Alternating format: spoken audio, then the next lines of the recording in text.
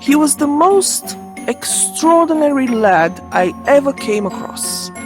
I never knew such a strange creature, yet harmless, mind you, as a babe unborn. Hello, guys. Welcome back. It's great to see you again. We are doing chapter 6 of Jerome K. Jerome's Three Men in a Boat today. It goes something like this. Kingston. Instructive remarks on early English history. Instructive observations on carved oak and life in general. Sad case of Stevens Jr. Musings on antiquity. I forget that I am steering. Interesting result. Hampton Court Maze. Harris as a guide. You're really not ready for this. But we'll do it anyway. It was a glorious morning, late spring or early summer, as you care to take it, when the dainty sheen of grass and leaf is blushing to a deeper green, and the air seems like a fair young maid, trembling with strange wakening pulses on the brink of womanhood. The quaint back streets of Kingston, where they came down to the water's edge, looked quite picturesque in the flashing sunlight. The glinting river with its drifting barges, the trim-kept villas on the other side, Harris in a red and orange blazer, grunting away at the sculls, the distant glimpses of the grey old palace of the Tudors, all made a sunny picture, so bright but calm, so full of life, and yet so peaceful that early in the day, though it was, I felt myself being dreamily lulled off into a musing fit. I mused on Kingston, or Kyningston, as it once was called in the days when the Saxon kingies were crowned there. Great Caesar crossed the river there, and the Roman legions camped upon its sloping uplands. Caesar, like in later days Elizabeth, seemed to have stopped everywhere, only he was more respectable than good Queen Bess. He didn't put up at the public houses. She was nuts on public houses, was England's Virgin Queen. There's scarcely a pub of any attractions within 10 miles of London that she does not seem to have looked in at, or stopped at, or slept at, some time or other. I wonder now, supposing Harris turned over a new leaf and became a great and good man, and got to be a prime minister, and died. If they would put up signs over the public houses that he had patronized. Harris had a glass of bitter in this house. Harris had 2 of Scotch, cold here in the summer of '88. Harris was chucked from here in December 1886. Nah, there would be too many of them. It would be the houses that he had never entered that would become famous. Only house in South London that Harris never had a drink in. The people would flock to it to see what could have been the matter with it. How poor weak-minded King Edwy must have hated Kingston. The coronation feast had been too much for him. Maybe boar's head stuffed with sugar plums did not agree with him. It wouldn't with me, I know. And he had had enough of sack and mead, so he slipped from the noisy revel to steal a quiet moonlight hour with his beloved Elgiva. Perhaps, from the casement, standing hand in hand, they were watching the calm moonlight on the river, while from the distant halls the boisterous revelry floated in broken bursts of faint-heard din and tumult.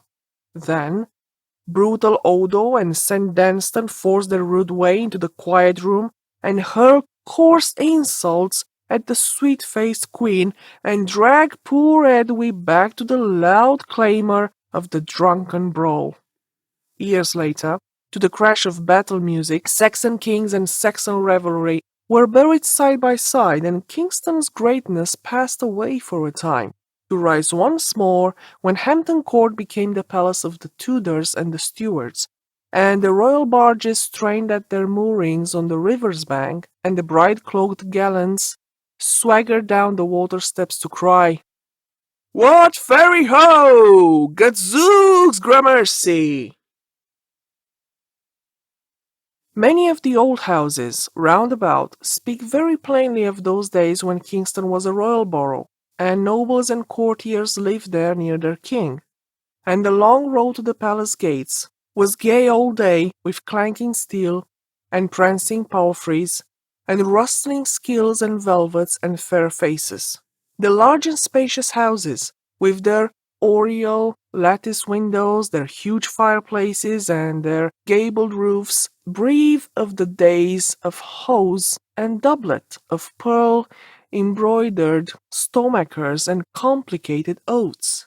They were upraised in the days when men knew how to build. The hard red bricks have only grown more firmly set with time, and their oak stairs do not creak and grunt when you try to go down them quietly. Speaking of oak staircases, reminds me that there is a magnificent carved oak staircase in one of the houses in Kingston. It is a shop now, in the marketplace, but it was evidently once the mansion of some great personage. A friend of mine who lives at Kingston went in there to buy a hat one day, and in a thoughtless moment put his hand in his pocket and paid for it then and there. The shopman, he knows my friend, was naturally a little staggered, quickly recovering himself and feeling that something ought to be done to encourage this sort of thing, asked our hero if he would like to see some fine old carved oak. My friend said he would, and the shopman, thereupon, took him through the shop and up the staircase of the house. The balusters were a superb piece of workmanship, and the wall all the way up was oak panelled, with carving that would have done credit to a palace. From the stairs, they went into the drawing room, which was a large, bright room, decorated with a somewhat startling though cheerful paper of a blue ground. There was nothing, however, remarkable about the apartment, and my friend wondered why he had been brought there. The proprietor went up to the paper and tapped it. It gave forth a wooden sound. "Oak," he explained. "All carved oak, right up to the ceiling." "Great Caesar, man!" expostulated my friend. "You don't mean to say you have covered all the carved oak with blue wallpaper?" "Yes," was the reply. "It was expensive work. Had to matchboard it all over first, of course, but the room looks cheerful now. It was awful gloomy before. I can't say I altogether blame the man, which is doubtless a great relief to his mind. From his point of view, which would be that of the average householder, desiring to take life as lightly as possible and not that of the old curiosity shop maniac, there is a reason on his side. Carved oak is very pleasant to look at, and to have a little of, but it is no doubt somewhat depressing to live in for those whose fancy does not lie that way. It would be like living in a church."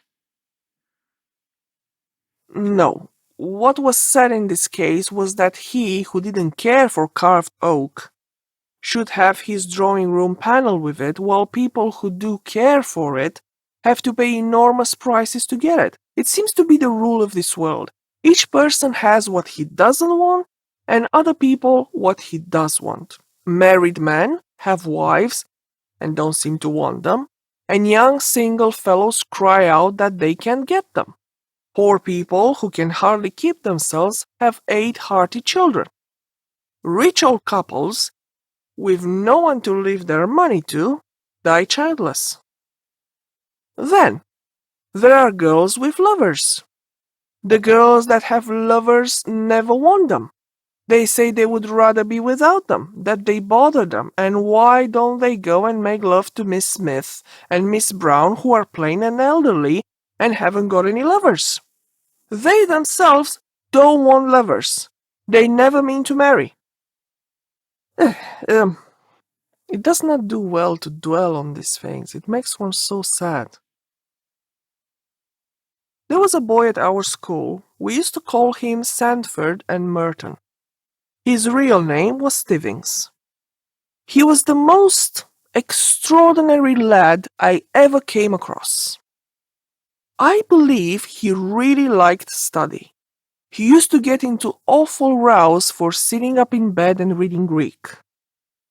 And as for French irregular verbs, there was simply no keeping him away from them. He was full of weird and unnatural notions about being a credit to his parents and an hour to our school, and he yearned to win prizes and grow up and be a clever man, and had all those sorts of weak-minded ideas.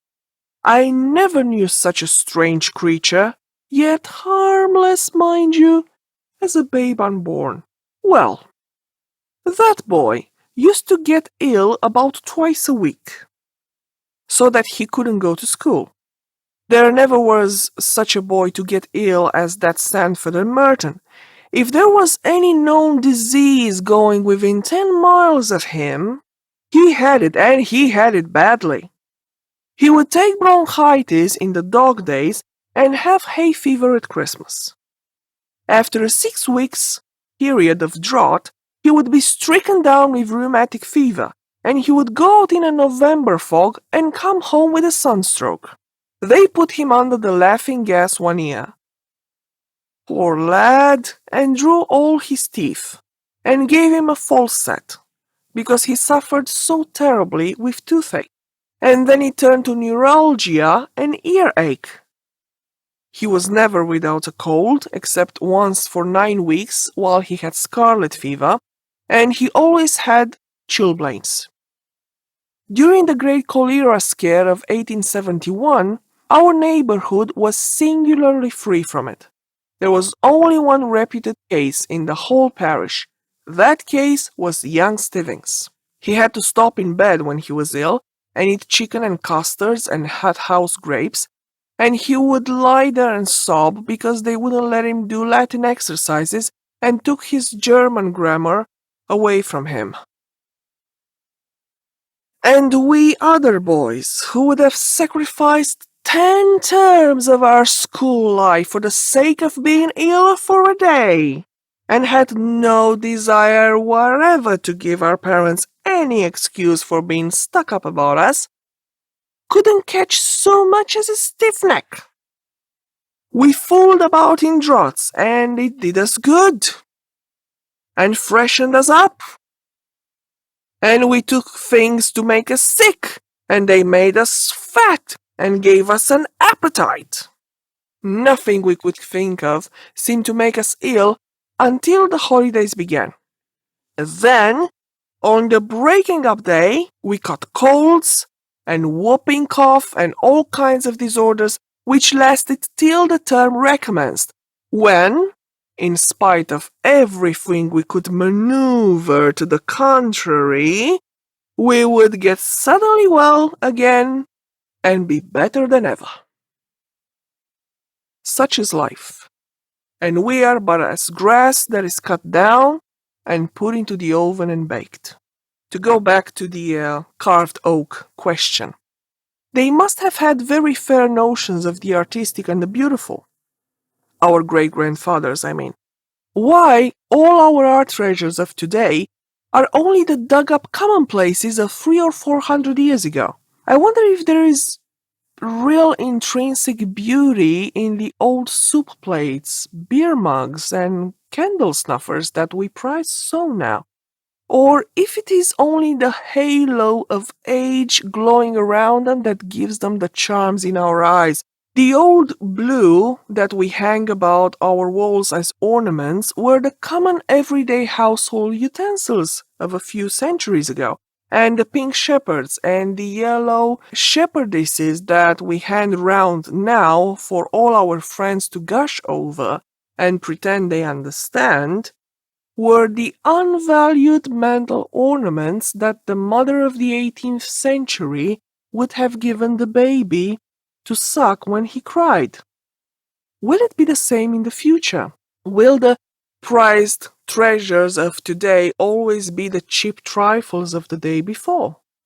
Will a rows of our willow-patterned dinner plates be ranged above the chimney-pieces of the grate in the years 2000 and odd?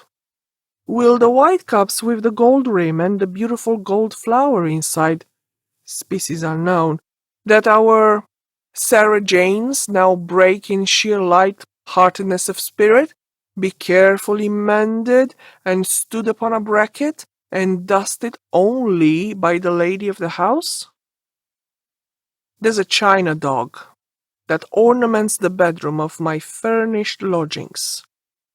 It is a white dog. Its eyes blue.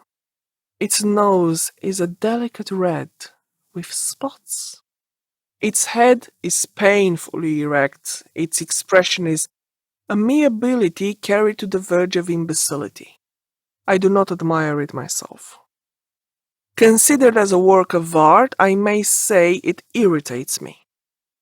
Thoughtless friends jeer at it, and even my landlady herself has no admiration for it, and excuses its presence by the circumstance that her aunt gave it to her.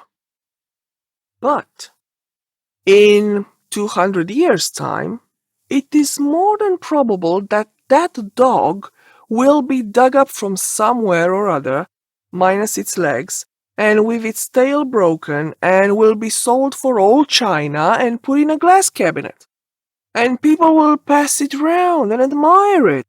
They will be struck by the wonderful depth of the color on the nose, and speculate as to how beautiful the bit of tail that is lost no doubt was.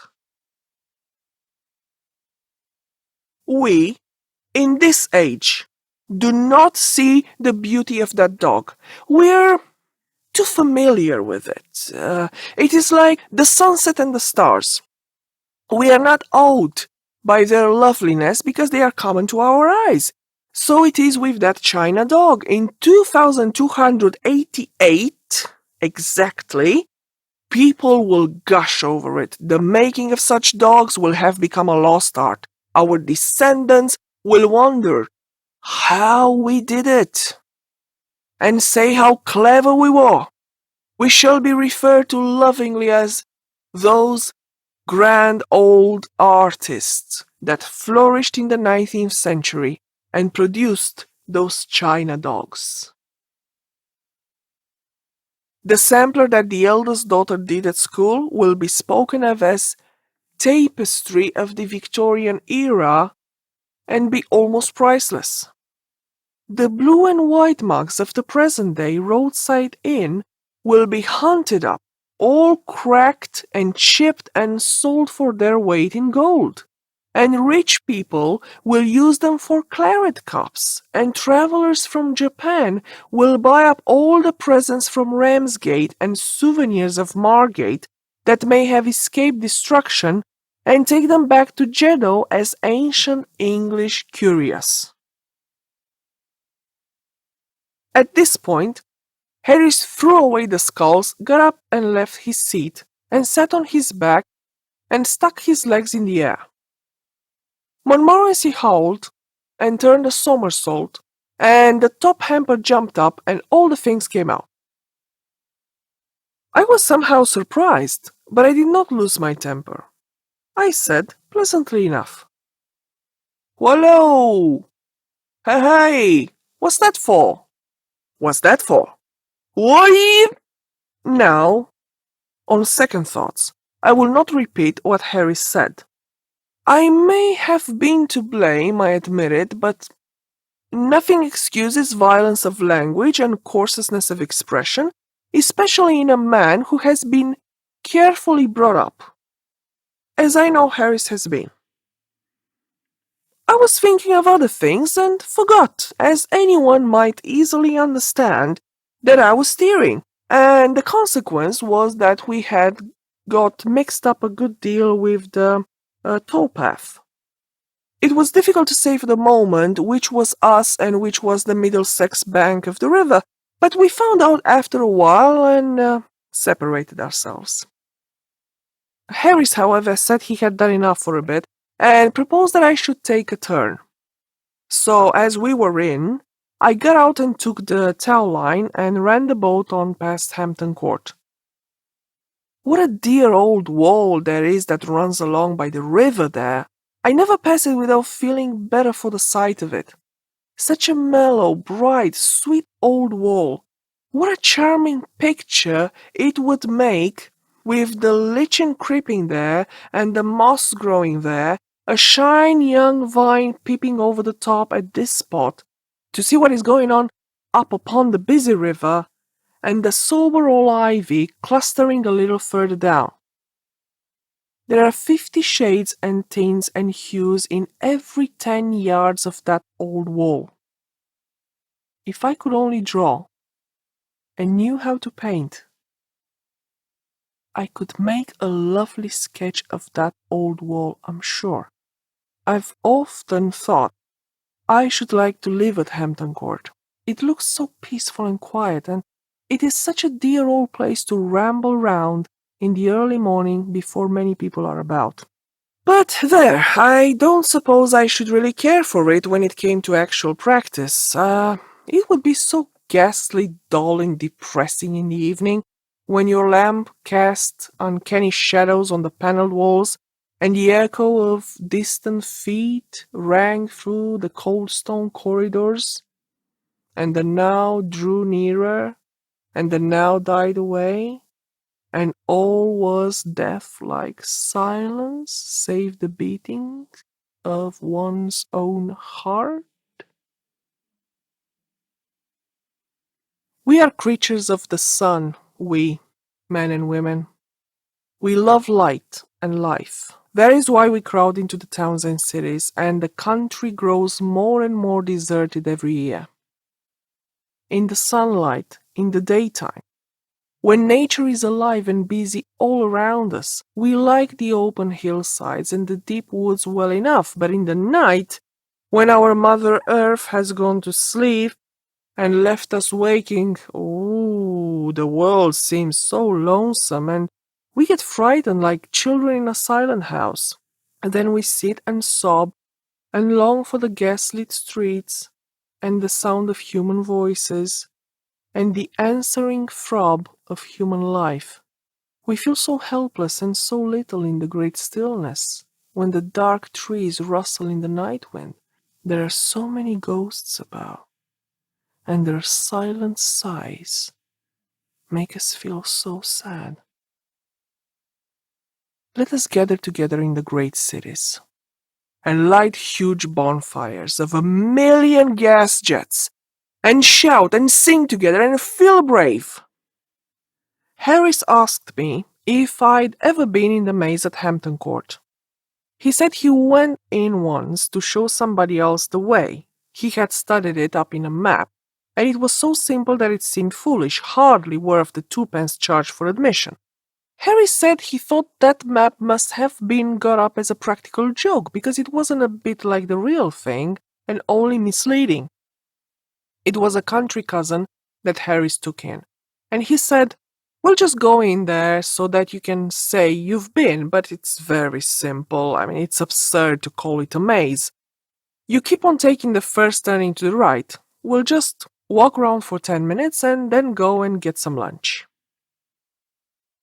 They met some people soon after they had got inside who said they had been there for 3/4 of an hour and had had about enough of it. Harris told them they could follow him if they liked. He was just going in, and then should turn round and come out again. They said it was very kind of him and fell behind and followed. They picked various other people who wanted to get it over as they went along, until they had absorbed all the persons in the maze. People who had given up all hopes of ever getting either in or out, or of ever seeing their home and friends again, plucked up courage at the sight of Harris and his party and joined the procession, blessing him. Harris said he should judge there must have been 20 people following him in all, and one woman with a baby who had been there the whole morning insisted on taking his arm for fear of losing him. Harris kept on turning to the right, but it seemed a long way, and his cousin said he supposed it was a very big maze. "Oh, one of the largest in Europe," said Harris. "Yes, it must be," replied the cousin, "because we've walked a good 2 miles already." Harris began to think it rather strange himself, but he held on until at last they passed the half of a penny bun on the ground that Harris's cousin swore he had noticed there 7 minutes ago. Harris said, "Oh, impossible," but the woman with the baby said not at all, as she herself had taken it from the child and thrown it down there just before she met Harris. She also added that she wished she never had met Harris and expressed an opinion that he was an impostor. That made Harris mad, and he produced his map and explained his theory. "The map may be all right enough," said one of the party, "if you know whereabouts in it we are now." Harris didn't know, and suggested that the best thing to do would be to go back to the entrance and begin again. For the beginning again part of it, there was not much enthusiasm, but with regard to the advisability of going back to the entrance, there was complete unanimity, and so they turned and trailed after Harris again in the opposite direction. About 10 minutes more passed, and they found themselves in the center. Harris thought at first of pretending that was what he had been aiming at, but the crowd looked dangerous and he decided to treat it as an accident. Anyhow, they had got something to start from then. They did know where they were, and the map was once more consulted, and the thing seemed simpler than ever. And off they started for the third time. And 3 minutes later, they were back in the center again. After that, they simply couldn't get anywhere else. Wherever way they turned brought them back to the middle. It became so regular at length that some of the people stopped there and waited for the others to take a walk round and come back to them. Harris drew out his map again after a while, but the sight of it only infuriated the mob, and they told him to go and curl his hair with it. Harris said that he couldn't help feeling that to a certain extent he had become unpopular.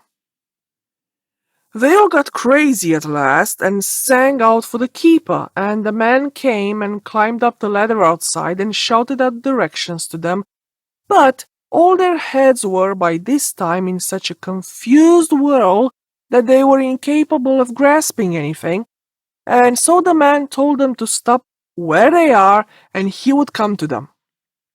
They huddled together and waited, and he climbed down and he came in. He was a young keeper, as luck would have it, and new to the business, and when he got in he couldn't find them and he wandered about trying to get to them, and then he got lost. They caught sight of him every now and then rushing about the other side of the hedge, and he would see them and rush to get to them, and they would wait there for about 5 minutes, and then he would reappear again in exactly the same spot and ask them where they had been. They had to wait till one of the old keepers came back from his dinner before they got out. Harris said he thought it was a very fine maze, so far as he was a judge, and we agreed that we would try to get George to go into it on our way back. And that was chapter 6, and I hope you enjoyed it, and I see you next time for chapter 7.